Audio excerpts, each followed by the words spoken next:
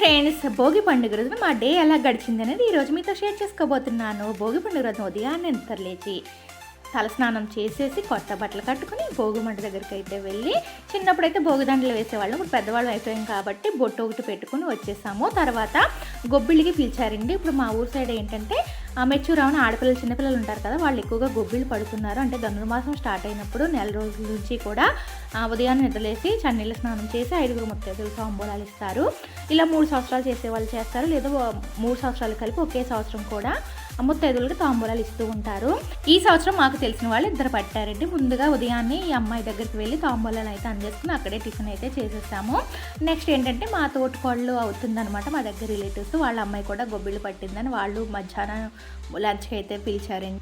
ఇక్కడికి మేము వచ్చేసరికి చక్కగా మన సాంప్రదాయం ఉట్టిపడేటట్టుగా హరిదాసుని కూడా పిలిపించారు వీళ్ళు. హరిదాస్ కూర్చొని చక్కగా పాటలు అయితే పాడుతున్నారు. పిల్లలతో కలిసి తులసమ్మ చుట్టూ ప్రదక్షిణలు అయితే చేస్తున్నారు. ఇంకా మా దగ్గర రిలేటివ్స్ కాబట్టి మా చుట్టాలు అందరూ కూడా ఇక్కడే కలిసాము. ఇంకా అందరితో కలిసి చక్కగా భోజనాలు అయితే చేసేసాము. మధ్యాహ్నం వరకు కార్యక్రమం అయితే ఇలా పూర్తయింది.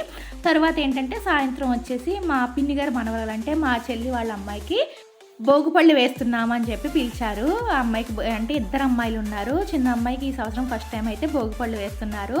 పెద్ద అమ్మాయికి ఇది 3rd టైం అనుకుంటాను. ఆ చిన్న అమ్మాయి కదా, అసలు కూర్చోడానికంటే దానికి ఇంకా 1 ఇయర్ కూడా కంప్లీట్ అవ్వలేదు కాబట్టి కూర్చోడానికి అయితే చాలా ఏడుస్తుందండి. చక్కగా నేను వెళ్ళేసరికి నన్ను ఎత్తుకోమని నాకైతే చేతులు అందించేస్తుంది. ఇంకా అలా ఏడుస్తుందని చెప్పి దానికి భోగిపళ్ళు వేసి అయితే నేను ఎత్తుకున్నాను.